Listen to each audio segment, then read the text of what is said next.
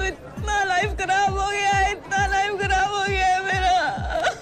Do you know that income tax department के नच campaign के under अभी तक 21 लाख प्लस टैक्स पेयर ने अपनी आईटीआर अपडेट की है और 15 लाख प्लस टैक्स पेयर्स ने अपनी आईटीआर रिवाइज की है।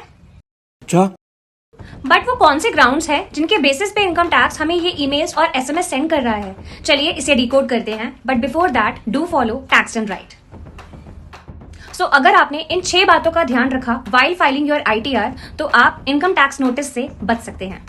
सो सबसे कॉमन रीजन है income mismatch with form 26AS, AIS and TIS। AIS और TIS क्या होता है ये मैंने कमेंट सेक्शन में पिन कर दिया है। सो अगर आपकी आईटीआर और इन फॉर्म्स में कोई भी मिसमैच है तो आपकी रिटर्न डिफेक्टिव हो सकती है और आपको इनकम टैक्स डिपार्टमेंट नोटिस भेज सकता है under section 139 subsection 9 which is a section for defective return. और अगर आपने उसका टाइमली रिस्पॉन्स नहीं किया तो आपकी रिटर्न इनवैलिड मान ली जाएगी, जिसका मतलब है कि आपने कभी वो रिटर्न फाइल की ही नहीं थी, जिसकी वजह से आपको लेट फी भरनी पड़ेगी भले ही आपने अपनी ओरिजिनल रिटर्न टाइमली फाइल की थी। कुछ इनकम ऐसी भी होती है जो इन स्टेटमेंट्स में शो नहीं होती हैं या फिर इनकम टैक्स पोर्टल इनका डेटा फेच नहीं करता है। For example interest on PPF और agricultural income. So don't miss to report these incomes in your ITR. Another most important reason for these income tax notice is wrong or incomplete deduction details. So if you have claimed deductions under section 80C, 80D, 80DD, etc., then make sure कि आपने उनका जो भी reference number मांगा है वो correctly mention किया है। फॉर एग्जाम्पल अगर आपने पीपीएफ का डिडक्शन लिया है तो उसमें UAN नंबर करेक्टली डाला है। सिमिलरली अगर आप इंटरेस्ट ऑन लोन का डिडक्शन क्लेम कर रहे हैं तो आपने लोन से रिलेटेड सारी इंफॉर्मेशन करेक्टली एंटर की है। 80G के केस में आपने ट्रस्ट की डिटेल्स करेक्टली मेंशन की हैं। अगर इसमें से कोई भी इंफॉर्मेशन मिसमैच होती है तो आपको इनकम टैक्स का नोटिस आ सकता है। Another common reason for these notices is non-disclosure of foreign assets. जी हाँ, अगर आप फॉरेन में कोई बैंक अकाउंट होल्ड करते हो या फिर कोई फॉरेन एंटिटी में सिग्नेटरी हो या किसी भी तरीके का कोई फॉरेन एसेट हेल्ड करते हो, देन इट इज मैंडेटरी कि आप उन असेट्स की डिटेल अपने शेड्यूल FA में मेंशन करें। अगर आपने डिटेल्स मेंशन नहीं की है और इनकम टैक्स डिपार्टमेंट को कहीं से ये इन्फॉर्मेशन मिल जाती है कि आप ये असेट्स होल्ड करते हैं तो आपको नोटिस आ सकता है। Another reason for these notices could be the TDS related matters.